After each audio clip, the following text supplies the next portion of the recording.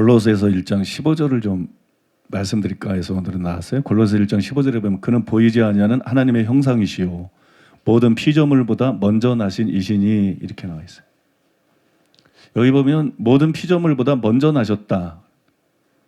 예수님을 뭐라고 소개했냐면 모든 피조물보다 먼저 나신 이다 이렇게 소개했죠. 그것 때문에 문제가 되는 구절이에요. 이게 무슨 의미죠? 모든 피조물보다 먼저 났다는 게? 이게 문자 그대로 예수님이 하나님이 지은 처음 피조물이다. 하나님이 지은 처음 존재다. 뭐 그런 뜻일까요? 이 구절 자체만 보면 예수님도 피조물인가? 이런 의문이 생기죠. 예수님은 하나님인 줄 알았는데, 예수님은 창조주인 줄 알았는데, 예수님도 피조물인가? 이런 의문을 우리가 자연스럽게 이 구절을 읽으면 생기게 돼 있어요. 여기에 대해서 답을 할 수 있는 분 한번 손 들어보세요. 성경에 나와 있잖아요. 성경에. 응? 모든 피조물보다 먼저 나신 이시니. 그죠? 그걸 읽기에 따라서는 예수님도 피조물이라는 얘기가 되잖아요. 그 예수님이 하나님이 지은 첫 번째 피조물이다. 이런 의미가 되잖아요. 그래서 이게 문제가 되는 구절인데 이 성경이 우리의 터인데 성경에 이렇게 만약에 기록되어 있고 이게 만약에 그런 의미라면 그냥 기독교가 흔들거리는 거예요. 그냥 기독교가 무너지는 거예요. 이게 무슨 이단 사설에 나오는 내용이 아니고 성경에 나오는 내용입니다. 그러니까 이런 거 답을 알아야죠. 그러니까 우리는 예수님에 대해서 알고 있으니까 그런 의미가 아니야. 단순히 이렇게 넘어갈 것이 아니고 왜 이게 그런 의미가 아니지? 여기 기록되어 있지만 왜 그런 의미가 아니고 그렇다면 어떤 의미인지 이게 그런 의미가 아니라면 어떤 의미인지 분명하게 설명할 수 있고 보여줄 수 있어야 그게 성경 해석인 거지.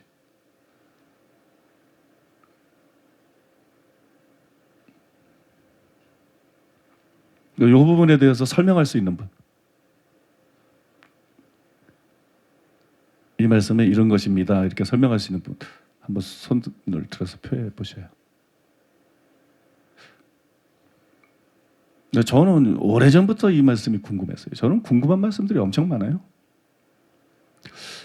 지금 뭐지? 왜 이렇게 표현을 했지?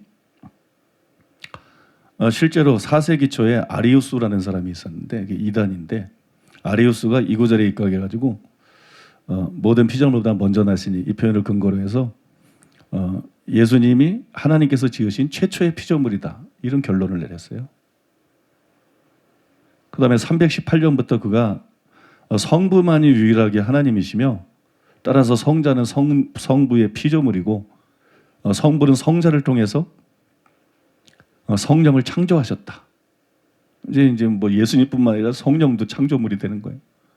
그런 주장을 했죠. 그런 설교를 했어요. 성자 그리스도는 성부의 첫 번째 피조물이며 다른 피조물들처럼 무에서 창조가 되었다. 뭐 이런 주장을 했어요. 이것 때문에 불거진 게 이제 기독론이죠. 기독론.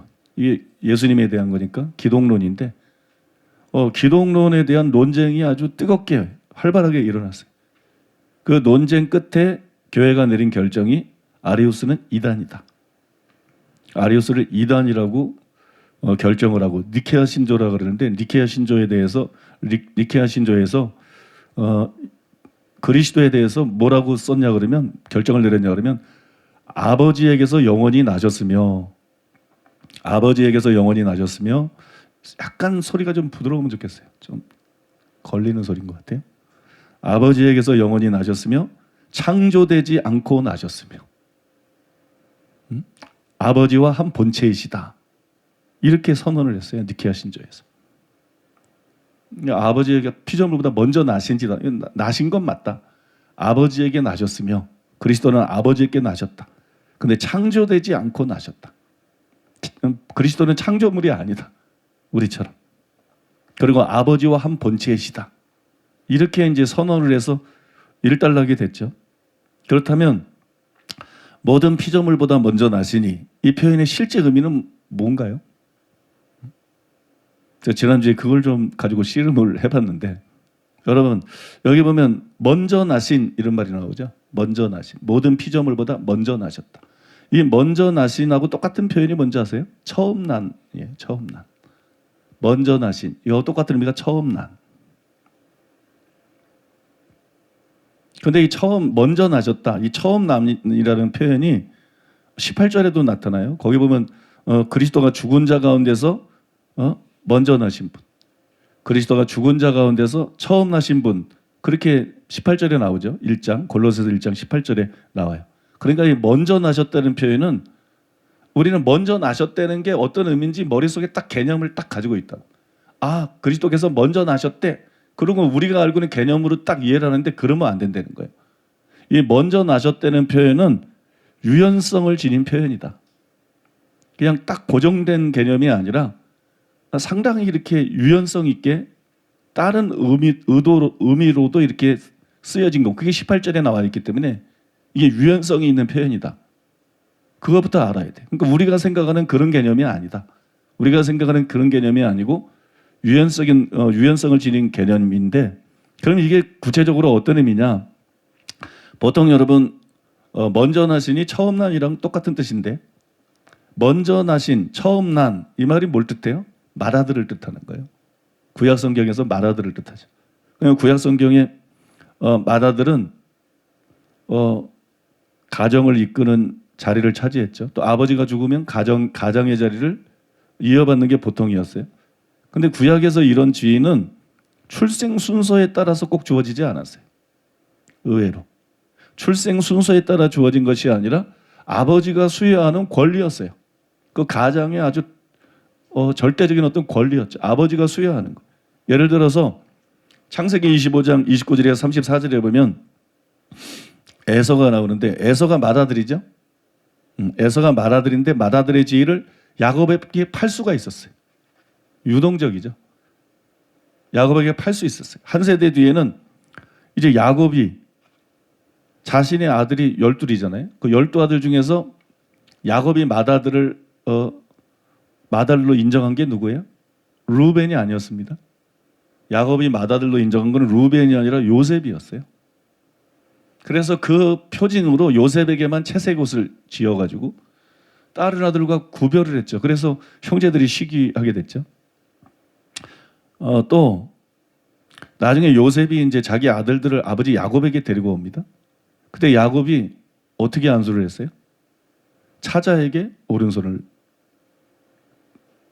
얹고 장자에게는 왼손을 놓았어요. 요셉이 그걸 보고 기뻐하지 않았어요. 맏아들에게 오른손을 얹어야 되는데, 근데 야곱이 내 아들아 나도 안다, 그러면서 끝까지 그렇게 했어요. 그러니까 장자라 그러는 것은, 맏아들이라 그러는 것은 생각 외로 태어난 순서대로 되는 게 아니라 이 아버지가 결정적으로 정하는 거예요. 그러니까 뭐 왕세자랑 똑같은 거지. 원래 맏아들이 세자가 되는 건데 결정적으로는 아버지가 정하는 거 아니에요? 나중에 가서, 그죠? 응? 누가 세자가 될지 결정적으로 뭐 둘째 아들을 세울 수도 있는 거고 셋째 아들을 세울 수도 있는 거고, 세종대왕 경우처럼. 결국은 아버지가 결정하는 거잖아요. 이런 것을 볼 때 이 처음 났다는 거, 먼저 났다는 거, 이 말은 맨 처음 난 사람을 꼭 뜻하는 게 아니에요. 맨 처음 난 사람, 이런 순서를 뜻하는 게 아니라는 거예요. 이건 뭘 뜻하는 거냐? 우두머리, 그리고 가장 큰 자라는 걸 뜻하는 거예요. 그러니까 예수님이 모든 피조물 위에 먼저 나셨다, 이 얘기는 모든 피조물이 창조되기 전에 예수님이 창조됐다, 이런 의미가 아니라는 거예요. 그거는 예수님은 이 모든 피조물 위에 있는, 이 모든 피조물하고 비교가 안 되는 으뜸이 되는 분이다. 여러분, 그거를 지금 그 말씀이 표현하고 있다는 거예요. 또 우리가 성경에 보면 하나님이 이스라엘을 자기 장자라 그랬어요. 출애굽기 4장 22절에 보면 나오는데 이스라엘을 갖다가 장자라 그랬어요. 그런데 이게 이스라엘을 다른 민족보다 먼저 낳았다는 뜻인가요? 그리고 시간적인 의미가 아니라는 거예요. 이스라엘을 장자라 그랬는데 이스라엘을 다른 민족보다 먼저 낳았다는 뜻이 아니고, 이스라엘이 하나님 앞에 특별하다는 거지. 다른 민족하고 다르게. 이스라엘이 다른 민족하고 다르게 하나님 앞에 너무 중요하다는 거지. 그죠? 그 여러분 같은 의미라는 겁니다. 응? 같은 의미. 그 다음에 시편 89편 27절에 보면 다윗계보의 이제 왕들, 다윗계보의 왕들을 말하면서 하나님께서 또 장자로 삼으셨다. 그런 말이 나와요. 이게 뭐 19절부터 29절까지 다 읽으면 좋은데 그냥 뭐 시간 관계상 27절만 읽으면 내가 또 그를 장자로 삼고 세상 왕들에게 지존자가 되게 하며, 이게 여러분 다윗하고 다윗의 후손들에 대해서 하신 말씀이에요. 그러니까 다윗의 뒤를 잇는 왕들을 가리켜서 하나님께서 여기 시편에서 뭐라 그랬냐, 장자로 삼았다 이랬거든요. 맏아들을 삼았다는 거, 장자를 삼았다.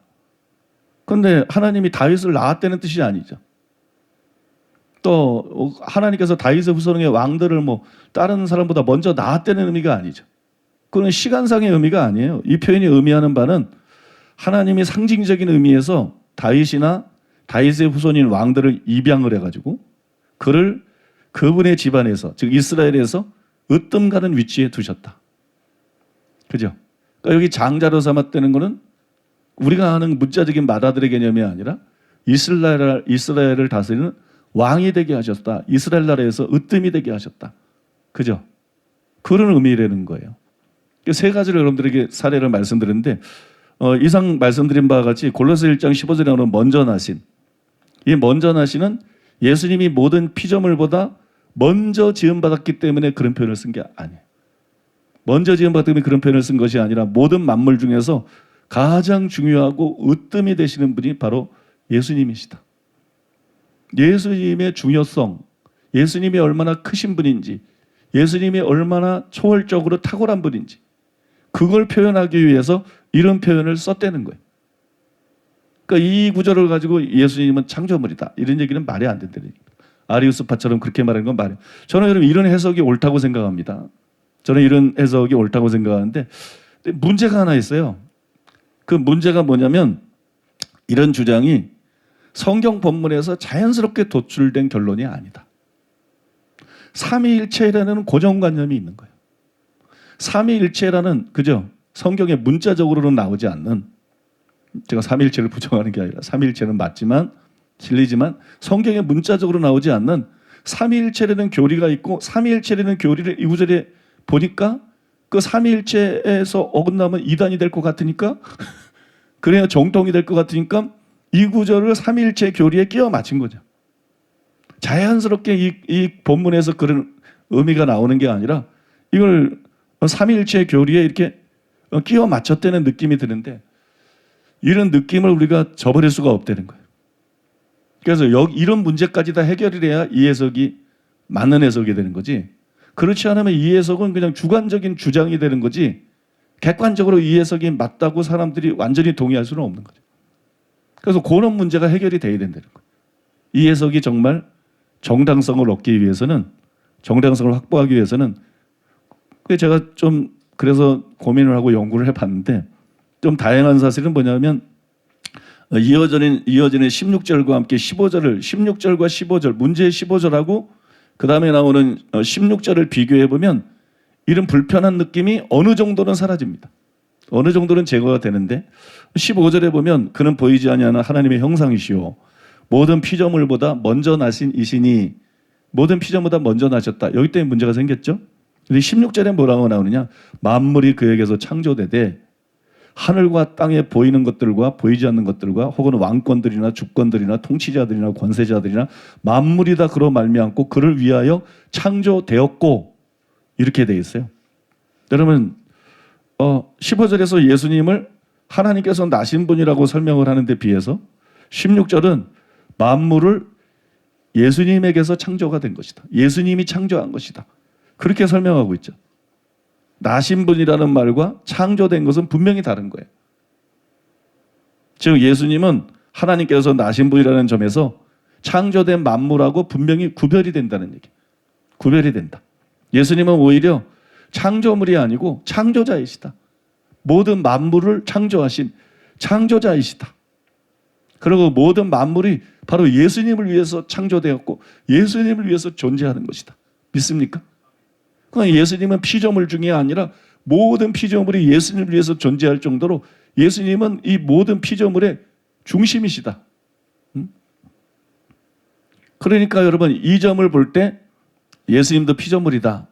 그런 주장은 받아들일 수가 없다는 거예요. 이러면 아까 제기된 의문이 상당 어느 정도는 해소가 되죠. 어느 정도는 해소가 되는데 완전히 해소되지는 않아요.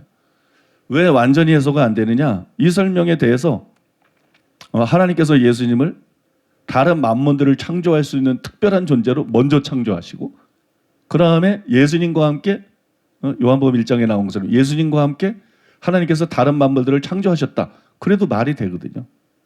이 문맥상 어거지가 아니거든요. 이 골로새서 1장에 문맥상 어거지가 아니고 그런 가능성이 여전히 존재하는 거거든.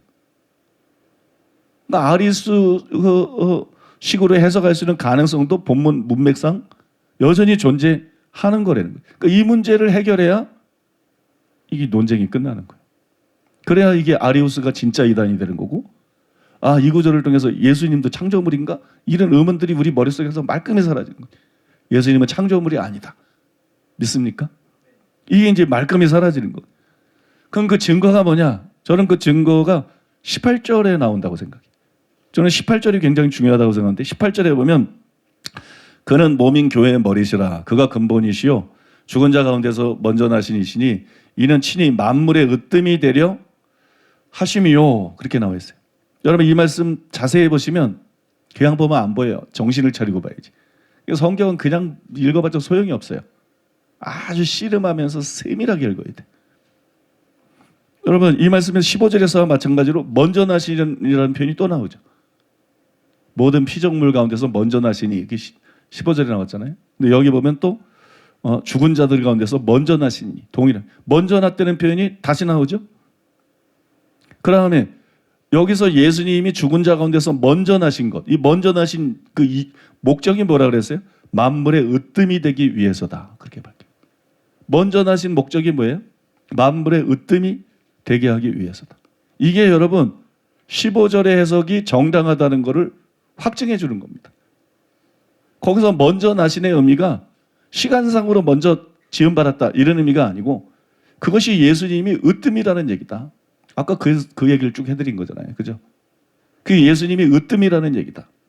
마다들이라든지 뭐 이스라엘이라든지 다이상에 대해서 장자라는 표현을 쓴 것을 통해서 이것이 예수님이 으뜸이라는 의미다.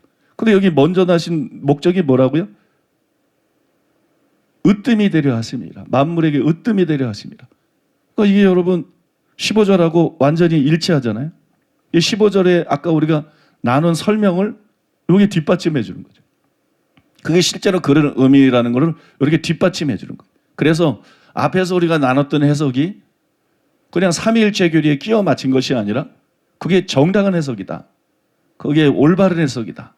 그걸 여러분 이게 증명해 주는 거죠. 그 다음에 참고로 이와 동일한 방식의 해석이 히브리서 1장에도 나온다는 거예요. 히브리서 1장 4절에서 6절에 보니까 이거는 읽을 수밖에 없는데 그가 천사보다 훨씬 뛰어남은 그들보다 더 아름다운 이름을 기업으로 받으심이니 하나님께서 어느 때에 천사 중 누구에게 너는 내 아들이라 오늘 내가 너를 낳았다 하셨으며 또다시 나는 그에게 아버지가 되고 그는 내게 아들이 되리라 하셨느냐. 또 그가 마다들을 이끌어 세상에 다시 들어오게 하실 때 하나님의 모든 천사들은 그에게 경배할지어다 말씀하시며. 여러분 이 구절이 참 기가 막힌 구절이에요. 이 구절과 골로새서 1장 15절에서 18절 말씀 내용을 비교해 볼 필요가 있다는 거예요. 이 구절하고 골로새서 1장 말씀을 비교해 보면 그 내용이 서로 일치하는 걸 발견할 수 있어요. 먼저 여러분 히브리서에서는 그가 천사보다 훨씬 뛰어남은 지금 뭘 주장하려고 그러는 거예요? 예수님은 천사하고 비교될 수 있는 분이 아니다. 예수님은 천사보다 훨씬 뛰어난 분이다. 이 으뜸이 예수님이 으뜸이라는 것을 지금 주장하기 위한 건데 골로새서에도 18절에 으뜸이 되려 하심이라. 으뜸이라는 말이 나오잖아요. 그 다음에 히브리서에 보니까 오늘 내가 너를 낳았다 이래요. 그런데 골로새서에도 15절에 보면 나시니 먼저 나시니 낳았다는 말씀이 나오잖아요. 그죠? 그 다음에 히브리서에 보면 또 맏아들이라 그래 예수님을. 그가 또 맏아들을 이끌어 세상에 다시 들어오게 하실 때 맏아들이라 그래. 근데 여러분 골로새서 보면 먼저 나시니, 그죠? 그게 장자잖아요. 먼저 나시니, 이게 맏아들이잖아요. 이게 같은 의미잖아요. 이것만 같은 게 아니에요. 그가 천사보다 얼마만큼 뛰어나시면 그랬는데, 골로새서에 아까 무슨 말씀이 있었어요? 만물이 그에게 창조되되 하늘과 땅에 있는 보이는 것들과 보이지 않는 것들과 모든 혹은 왕권들이나 주권들이나 통치자들이나 권세자들이나 만물이 다 그로 말미암고 그를 위하여 창조되었고, 여기 왕권들이나 주권들이나 통치자들이나 권세자들이나, 이거는 여러분 바울의 용례에 의하면, 뭐 에베소서라든지 다른 바울 서신에 기록되는 바울의 용례에 의하면 여기 왕권들, 주권들, 통치자들, 권세자들, 이게 천사들을 말하는 겁니다.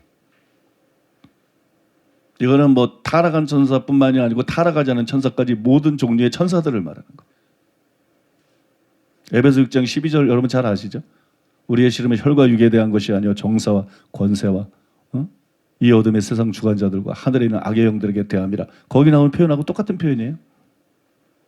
또 다른 데서도 이제 뭐 골로새서에서도, 같은 책인 골로새서에서도 2장 15절에 정사와 권세를 벗어버려 밝히 드러내시고, 그랬을 때 그게 타락한 천사들을 말하는 거예요.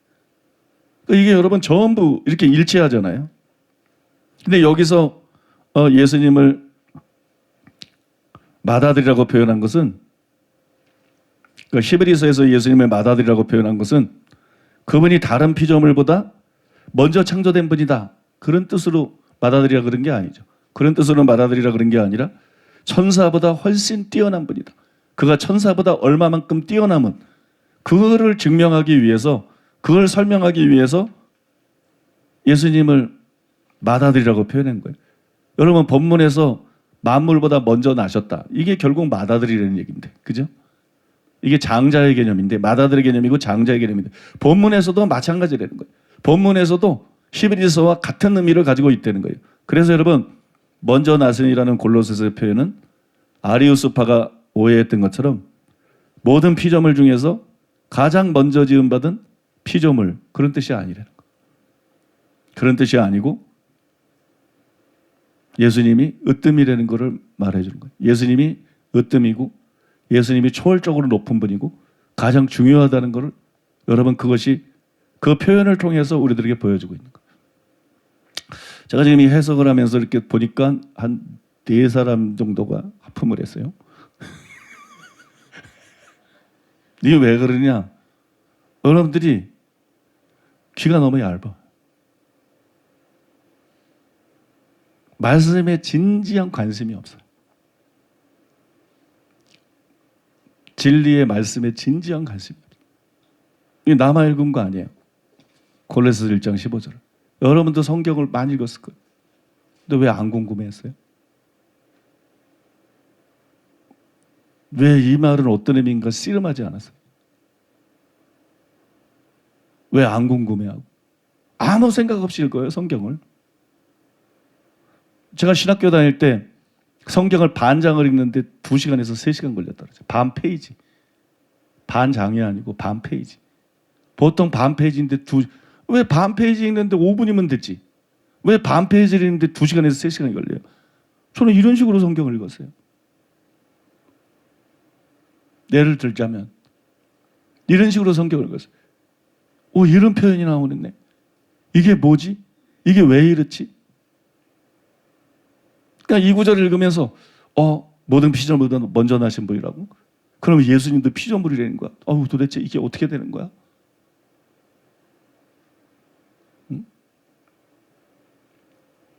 이슬람교에서는 예수님을 하나님으로 인정하지 않잖아요. 선지자 중에 하나로. 여호와 증인에서도 예수님을 하나님으로 인정하지 않잖아요. 그러면 그들이 옳은 거야? 우리가 잘못된 거야? 우리가 틀린 거야? 우리가 비성경적이면서 그냥 삼위일체라는 교리를 만들어가지고 그냥 우리끼리만 그냥 맹목적으로 믿고 있는 거야? 성경에 이렇게 나오네? 그래서 성경 연구는 공정해야 돼요. 이건 교리니까 맞아, 이러면 안 되고 공정해야 돼요. 공정하게. 가질 수 있는 의문을 당연히 가져야 되고, 그리고 여러분 무조건 이 해석이 옳아 이게 아니고 이럴 수도 있잖아. 진짜 답을 얻어놔야 흔들림이 없죠. 이런 이단들이 뭘 갖고 드러나오겠어? 예를 들어 여호와 증인이라든지 이슬람이라든지 또 다른 종교들도 있을 거예요. 예수님이 신성을 인정하죠. 그들이 뭘 들고 나오겠어? 이런 표현을 가지고 교인들을 막 파고들 때 교인들도 보면 성경에 이렇게 나오네? 정말 그런가? 지난번에도 말씀드린 것처럼 아버지는 나보다 크심이라. 삼위일체라는데 예수님이 아버지는 나보다 크시대네? 그럼 같은 게 아니잖아. 성경을 그냥 읽어서는요 소용이 없어요. 성경의 하나하나가 여러분들이 설명할 수 있고 이해해서 설명할 수 있는 게 아니라면, 답변할 수 있는 게 아니라면 성경 하나하나에 대해서 의문을 가져야죠. 저는 의문 없는 사람이 제일 희망이 없는 사람이라고. 바리새인들은 의문이 없었어. 의문이. 성경을 읽으면서. 사두개인들도 의문이 없었어. 그냥 랍비들이 가르치는 대로. 그리고 그냥 그게 무조건 옳다고 생각했어. 그러니까 예수님이 와서 제대로 된 해석을 하니까 이단이 돼버리고 바울이 이단. 오늘날 교회도 똑같아요. 목사들이 도대체 의문이 없어. 학자들이 왜 이렇게 의문이 없어? 그냥 헬라어만 공부하고 히브리어만 공부하고 그냥 개혁신학을 열심히 그냥 공부벌레처럼 답습하면서 공부하고 그 테두리 안에서만 그냥 살짝 분별하는 정도지 의문이 없어. 그러니 뭐가 제대로 깨달아지겠어요? 그러니까 성경을 읽으면서 피상적으로 읽지 않고 습관적으로 읽지 않고 정말 의문을 가졌던 사람, 그런 사람은 지금 제가 이 설명하는 시간이 딱딱하네, 지루하네 이런 생각이 1%도 들어갈 수가 없어요. 저건 내가 10년 동안 알고 싶었던 건데, 저건 내가 20년 동안 답을 찾았던 건데, 저거 내가 30년 동안 답을 찾았던 건데 진짜 답이 나올래나? 이게 진짜 답인가? 이게 정말 맞는 해석인가? 아닌가? 신경을 곤두세우고 듣겠죠.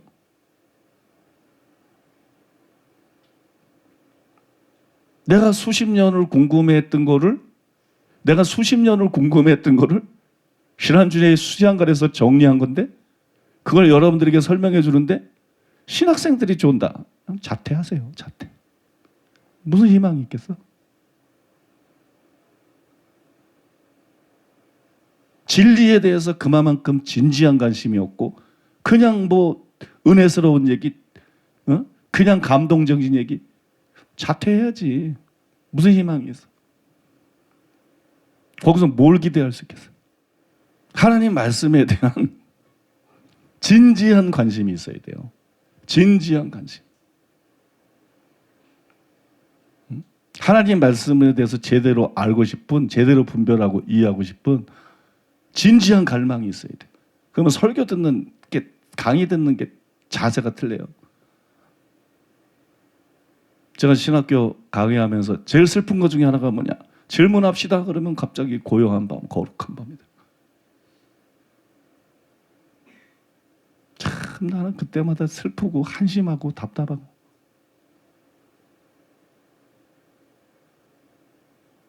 나는 제대로 물어볼 사람이 없었는데. 무슨 신학생들이 그렇게 알고 싶은 게 없어? 무슨 신학생들이 이렇게 궁금한 게 없고? 무슨 신학생들이 그냥 물어보는 거를 막 그냥 국어를 해야 하나씩 물어보고.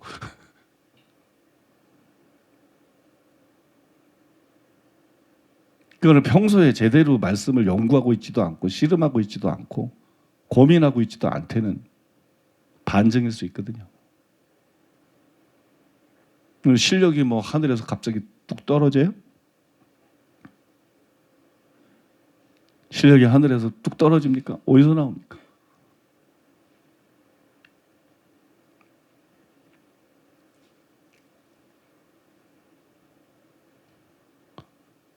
제가 그냥 편안하게 즉흥설교하는 식으로 이렇게 설명을 해도 우리 신학생들 중에 조는 사람이 없어요. 다 재미나게, 또 얘기를 제가 좀 재미나게 하잖아요. 그런데 신학생뿐만 아니라 신자래도 당연히 성경을 읽으면서 궁금했을 법한, 당연히 궁금할 수 있는 내용이죠. 그리고 수십 년 동안 궁금해하면서도 답을 모르는, 정확하게 이단들에게 답할 수 없는, 그런 내용들을 설명해 주는데 설명이 좀 딱딱하다. 그런 것 때문에 좋을 수 있다. 자퇴하세요.